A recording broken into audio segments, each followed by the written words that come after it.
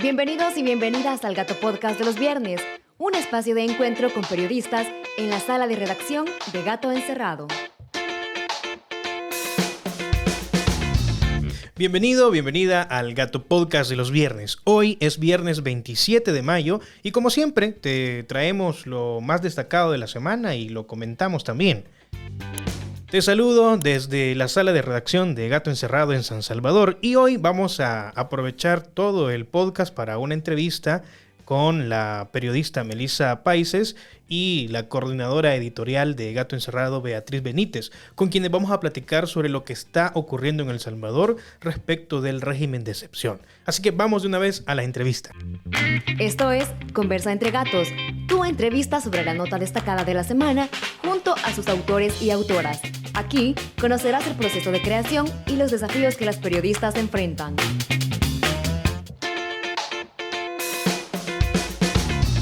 En este espacio de la entrevista del Gato Podcast de los viernes vamos a conversar sobre la prórroga del régimen de excepción y la crisis humanitaria que esto ya está generando en el país. Para eso tengo acá conmigo a Beatriz Benítez, quien es la coordinadora editorial de Gato Encerrado. Bienvenida, Bea. Muchas gracias, Ezequiel. Un saludo a nuestros lectores y lectoras. Es un gusto para mí estar en este espacio. También vamos a platicar con Melissa Paises, quien es periodista de nuestra sección política. Bienvenida, Melissa. Muchas gracias, Ezequiel, y también a los lectores y también a la gente que nos está viendo a través del canal de YouTube y también en Spotify y que se van a informar a partir de lo que nosotros les vamos a poder contar hoy. Bueno, vamos a comenzar diciendo que el miércoles de esta semana, 25 de mayo, la Asamblea Legislativa, que es oficialista y por supuesto ya no es un secreto, controlada por el presidente Nayib Bukele, aprobó una segunda prórroga al régimen de excepción que va a terminar hasta el 24 de junio.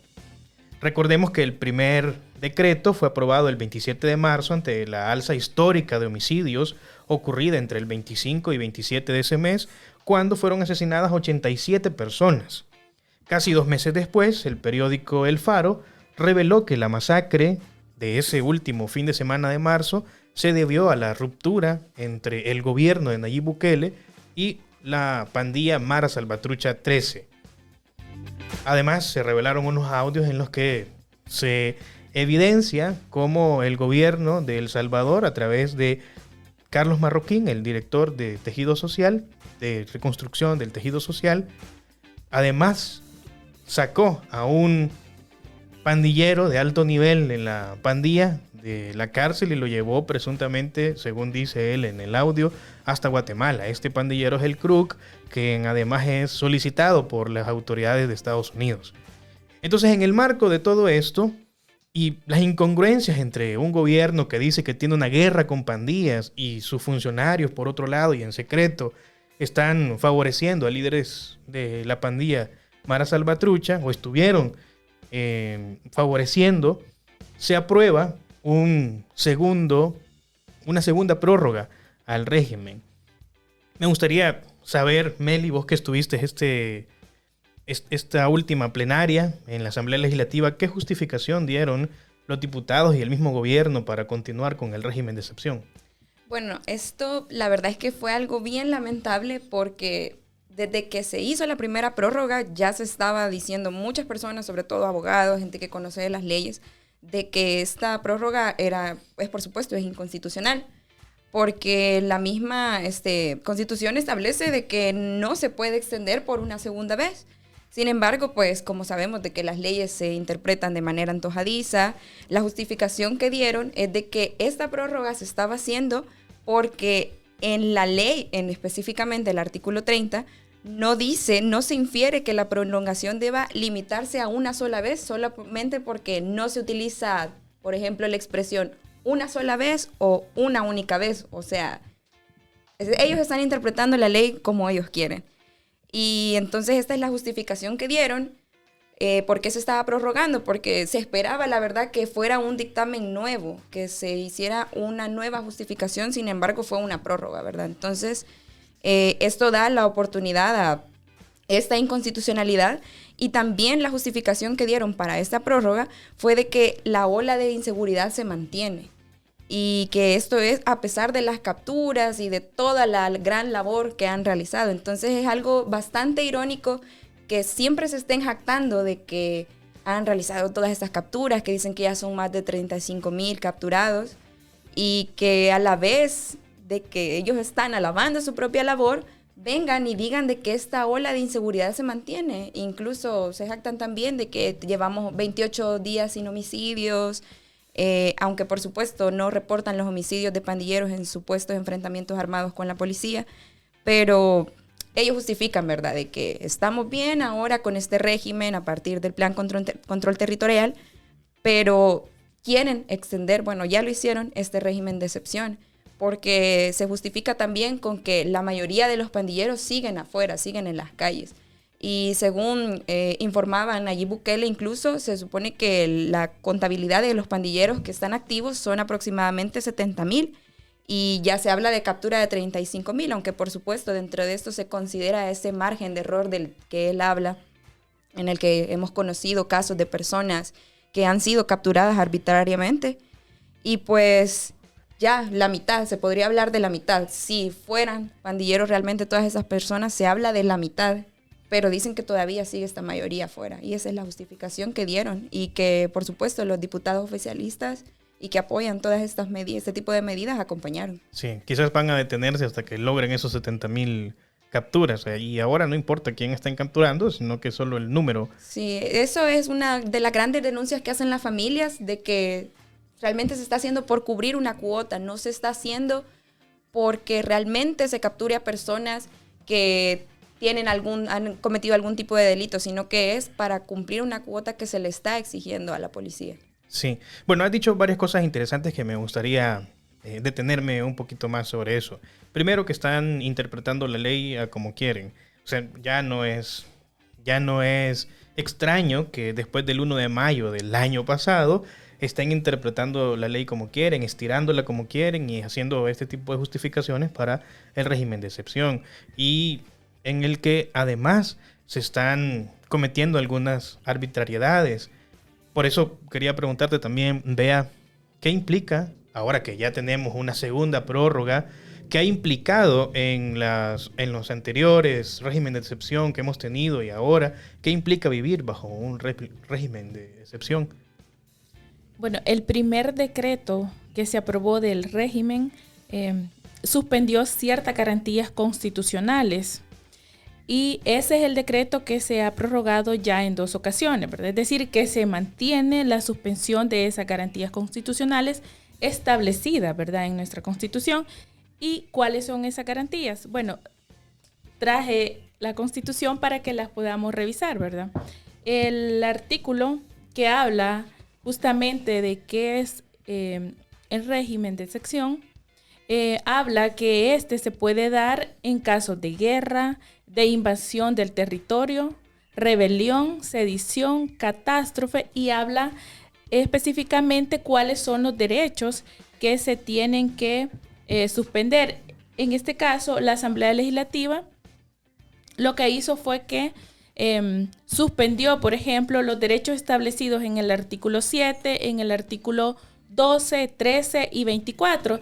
¿Y de qué derechos hablan estos artículos? Si los revisamos, vamos a encontrar que en el artículo 7 se habla de que los habitantes de El Salvador, dice, tienen derecho a asociarse libremente.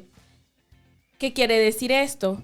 Que esta garantía que tienen ustedes como salvadoreños de poder reunirse con sus familiares, amigos, de repente puede llegar la Policía Nacional Civil o la Fuerza Armada, a la cual también se le está dando el rol de capturar a personas que por ese hecho, porque como el decreto no establece requisitos, entonces puede interpretarse que ustedes están violando la ley, entonces se los pueden llevar. ¿Y qué dice el artículo 12? Específicamente sobre la garantía de la persona detenida, dice, debe de ser informada de manera inmediata y debe explicársele sus derechos. ¿Y qué está pasando actualmente? Que las personas son capturadas y la policía y la Fuerza Armada no le dicen a la gente por qué razón se la llevan. Aquí hemos visto muchas denuncias de gente que dice que iba caminando, iba por la calle simplemente y la agarraron y se la llevaron. Y no le dijeron por qué razones. Posteriormente vemos en redes sociales que la policía o incluso ya la fiscalía, al momento de acusar a las personas, dice que son acusadas por el delito de agrupaciones ilícitas y que está relacionado con las pandillas. Entonces, por eso es que se suspende esa garantía y por eso también es grave, ¿verdad? Porque las personas no saben por qué las están capturando. Entonces, es bien peligroso para la gente que se le estén quitando los derechos establecidos en nuestra Constitución. Luego, el artículo 13 también dice que se suspende, que los salvadoreños tienen derecho a la detención administrativa y que ésta no puede exceder de las 72 horas, es decir, de 3 días, ¿verdad? Este derecho también está suspendido. Es decir, que cuando a una persona la capturan, esa garantía que tenía de que en un plazo de 72 horas tenía que ser presentada y acusada ante los tribunales, es decir, ante un juez, está suspendida. Y lo que se hace con el decreto es que se da un plazo hasta de 15 días para que la fiscalía pueda hacer la acusación. Lo que dice el ministro de Seguridad, que esta justamente es la garantía que más están utilizando, porque en ese plazo dice que la fiscalía puede hacer las diligencias de investigación para presentar los casos ante los juzgados, ¿verdad? Vaya, en resumen, lo que está pasando es que a la gente la están capturando, los policías y también los militares no le dicen a la gente por qué la están capturando, porque al final ni siquiera tienen ninguna prueba, ninguna evidencia para capturarlos, y durante este periodo de tiempo la fiscalía tiene que rebuscarse por ver de qué los acusa. Finalmente termina acusándolos porque no encuentra de qué, de agrupaciones ilícitas, supuestamente porque están vinculados a pandillas, y mientras tanto la gente no tiene la oportunidad de ser defendidos por un abogado. Sí, porque también se suspende el derecho a tener una defensa legal. Bueno, yo quiero que hablemos también un poco de estas arbitrariedades, porque no solo están capturando, ya dijimos, pandilleros, están capturando gente que no hay razón por qué capturarla. Son estudiantes de medicina de la Universidad de El Salvador, como el caso de Sofía, que hemos documentado en Gato Encerrado también, el caso de Marvin, quien es un estudiante becado de la Universidad de... se me ha olvidado cómo se llama esta universidad, Luterana, ¿verdad? Es becado de la Universidad Luterana. Hay gente que era albañil y que mientras iban a trabajar los capturaron en el Distrito Italia.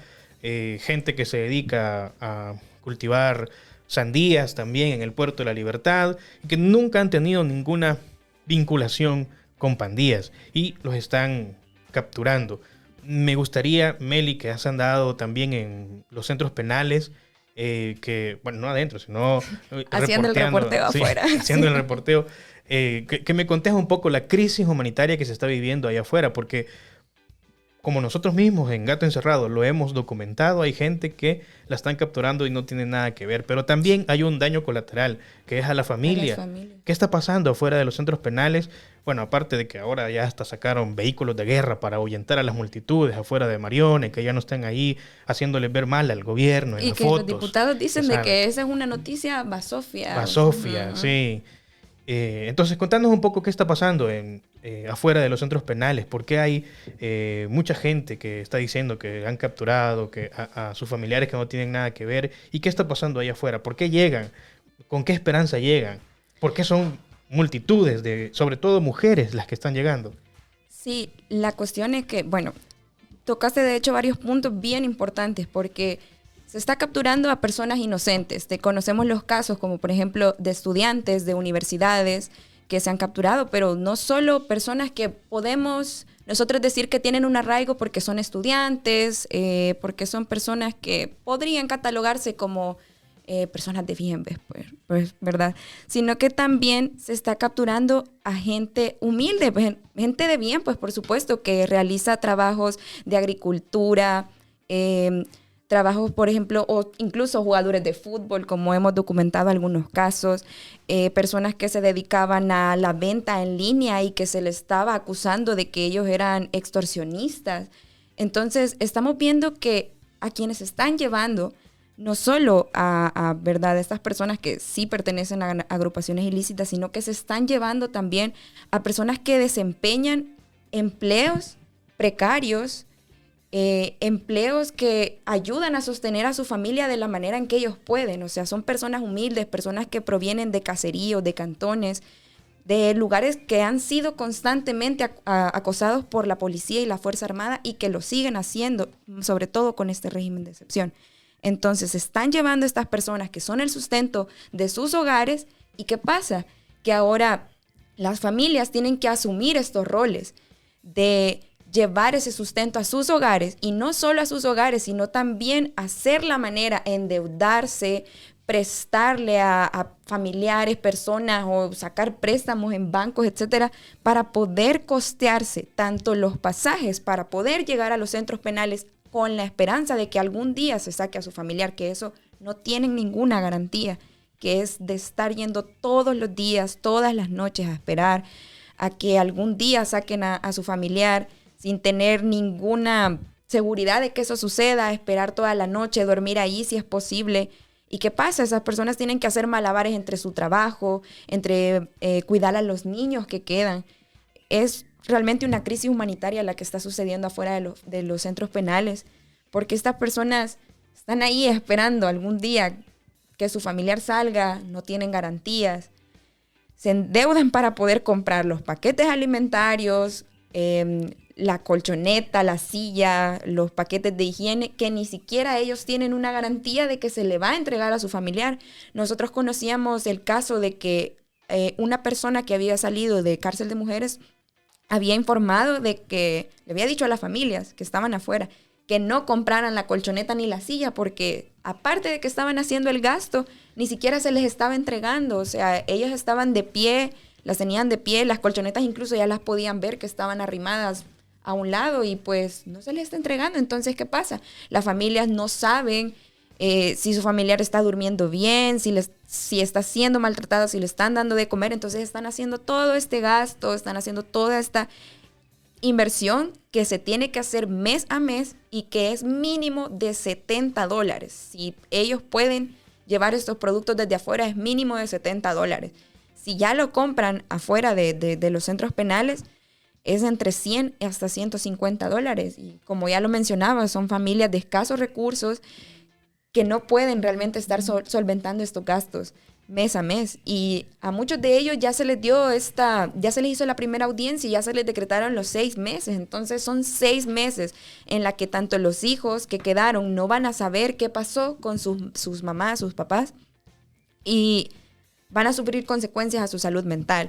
Los familiares que están a cargo de estos niños tienen que estar haciendo todas estas gestiones para poder cuidar, sí, para poder ir afuera del centro penal.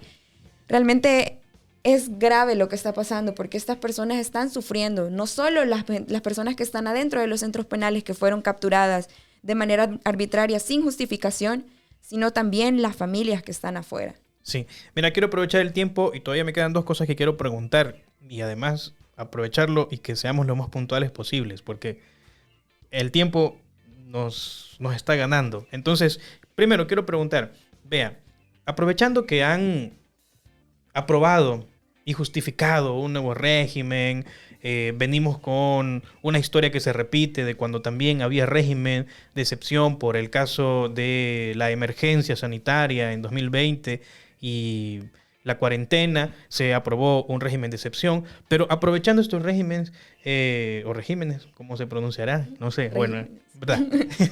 Bueno, la cosa es que aprovechando estas coyunturas o estas emergencias, el gobierno está aprobando también saltársela a la CAP. Contanos cómo es eso, o sea, ¿cómo es posible que dentro de emergencias el gobierno esté aprovechándose de esta situación que estamos viviendo?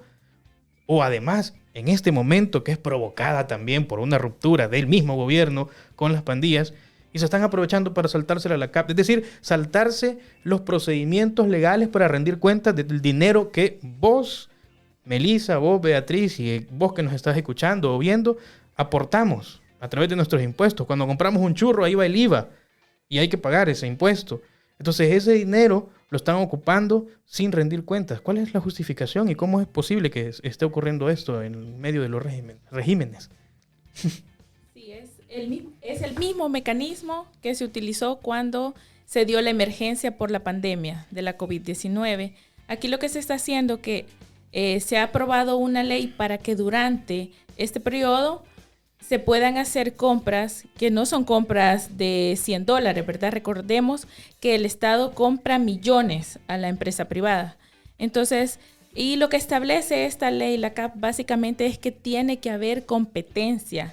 Tiene que haber competencia para que las diferentes empresas o personas naturales puedan presentar ofertas a las instituciones y que el Estado pueda elegir la que más le favorece, es decir, la que es más favorable a los intereses del Estado, ¿verdad?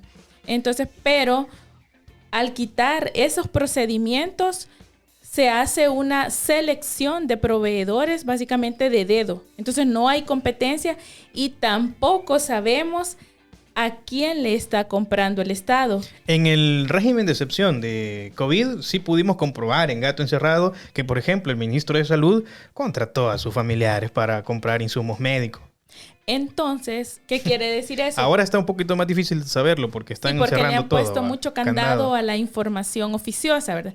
Pero ¿qué nos indica esto? ¿Qué nos están escondiendo? ¿Por qué le ponen tanto candado a la información que debería ser oficial? ¿A quién le están otorgando esos contratos? No sabemos.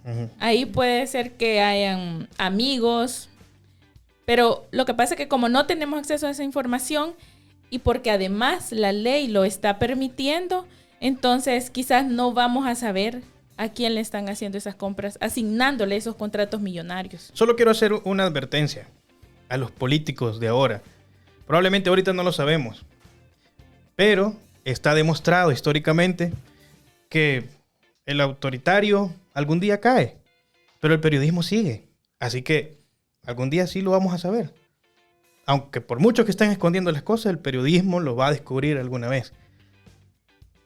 Así que, bueno, ahí les queda la advertencia, porque tanto que nos critican y todo, bueno, lo hacen porque el periodismo, ese es su trabajo, fiscalizar al poder. Si fuéramos amigos de ellos, estaríamos en una agencia de publicidad, pero lo que hacemos aquí es periodismo. Y que además, mucha de la corrupción que ha pasado en gobiernos anteriores y en este gobierno ha salido a luz porque ha sido el periodismo que lo ha sacado. Sí, así que ahorita pueden cerrar todas las llaves que quieran, con toda la información con llave, con candado, pero en algún momento todo el poder que ahorita ostentan se va a caer y el periodismo va a seguir. Y probablemente, no sé, porque no sé cuáles son sus planes, si quieren hacer algo en contra de los medios independientes que estamos ahorita, e incluso si Gato Encerrado, si El Faro, si Factum algún día ya no existen, el periodismo va a existir. Y sea quien sea que esté en el futuro, lo va a descubrir. Así que, por más que lo cierren, disfruten ahora, porque va a llegar el momento en el que el periodismo lo va a descubrir. Y ojalá la justicia también esté a la altura de las revelaciones del periodismo en algún momento. Pero por eso es importante que la gente también ejerza ese control, ¿verdad? Que le exija a sus gobernantes que rindan cuentas, porque de alguna forma son sus recursos los que están en juego. Es su dinero el que no sabemos en qué se está invirtiendo. Entonces, por eso es importante ese control ciudadano. No solamente le dé su voto a los políticos, también exíjale que rindan cuentas. Hoy que las cosas están más caras porque estamos viviendo una crisis económica bastante grande, de lo cual muy poco se habla en el país porque el tema es régimen de excepción, pandillas, seguridad pública, pero el tema es que también en el país hay una gran crisis y si a usted le cuesta más dinero comprar un cartón de huevos en el que además va el IVA incluido, si a usted le cuesta comprar la despensa que hace para los 15 o 30 días del mes y le está costando más dinero, ahí está pagando impuestos. Entonces es su dinero con el que ahora se están además saltando las leyes, los procedimientos, no quieren rendir cuentas, aprovechándose de la situación de emergencia que en este momento además es provocada por una ruptura de pactos mafiosos del gobierno con pandillas. Por eso es que las personas deben de exigir esta transparencia, porque se trata del dinero de nosotros, los contribuyentes. Sí, y lo último que quería preguntar, y ahí finalizamos, porque además el podcast se nos va a hacer muy largo, es que, ¿qué opinión les merece a ustedes la encuesta de esta semana? Esta semana salió que el presidente sigue teniendo una valoración bastante grande de parte de la población. 8.34 es la puntuación que le dan al presidente. En el rango del 1 al 10, ¿cuál es la calificación que le dan? Es 8.34.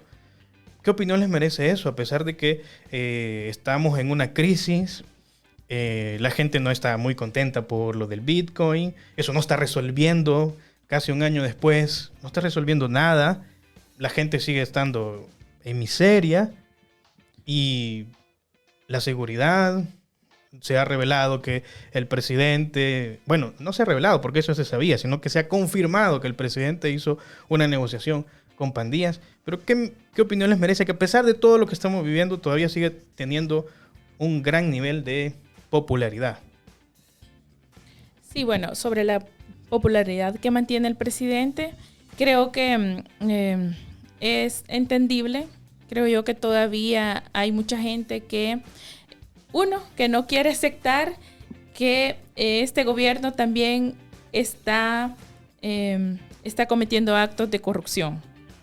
Y segundo es que sigue creyendo, ¿verdad? Sigue creyendo en que se están haciendo políticas públicas que los benefician. Por ejemplo, hay medidas que hasta cierto punto son populistas. Por ejemplo, claro, este gobierno ha dado dinero, ha dado bolsas de alimentos. Entonces la gente dice, en gobiernos anteriores no pasó eso. Entonces hay también ese agradecimiento de la gente y creo que es entendible. Lo que pasa es que también hay que tomar en cuenta cuándo se hizo la encuesta, ¿verdad? La encuesta se hizo antes de que se desatara toda esta crisis humanitaria afuera de los centros penales.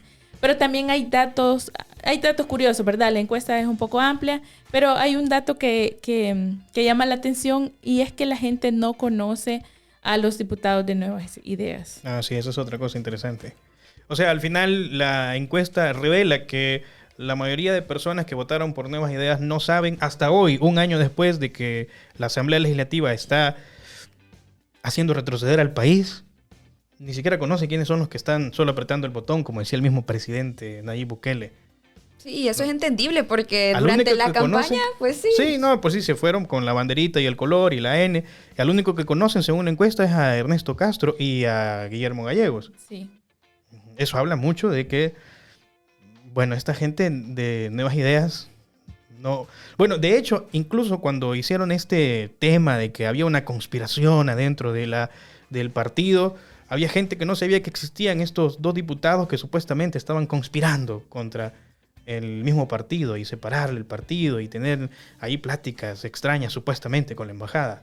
Sí, mira, lo que me preocupa es que van a dejar seguramente de trabajar en comisiones por volcarse a más territorio para hacer campaña seguramente, porque no creo que ese dato lo hayan recibido con agrado. Con agrado, claro. Sí. Seguramente ahí van a tener que hacer algo. Sí. Bueno, tenemos que terminar este podcast. Yo les agradezco mucho a ustedes, Bea y Melissa, por haberme acompañado y platicar sobre lo que está pasando en El Salvador.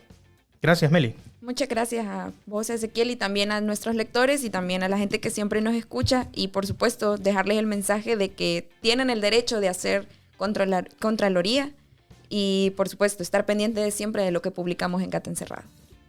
No, Bien, para gracias. mí es un gusto estar acá y invitarle a la gente también a que vaya a leer Gato Encerrado. Y a vos que nos ves por YouTube o nos escuchás por Spotify, muchas gracias, porque en esa encuesta también decía que los medios independientes como Gato Encerrado somos los que menos confianza damos por el periodismo que hacemos. Pero vos, supongo que si has llegado hasta este momento del episodio es porque sí nos tenés confianza. Así que te pido, por favor, que nos ayudes a compartir con tus amigos, con tus familiares, todo el contenido que hacemos en Gato Encerrado. Así que así vamos a llegar también a más gente porque hay todavía parte de gente que no quiso hablar sobre, cuando le preguntaban sobre Gato Encerrado, si lo conocían o no, no dijeron nada. Entonces hay que llegar a esa gente porque seguramente va a apreciar lo que hacemos y a entender un poco del país que somos a través del periodismo que hacemos en Gato Encerrado. Muchísimas gracias y espero que nos encontremos el próximo viernes en el Gato Podcast de los viernes.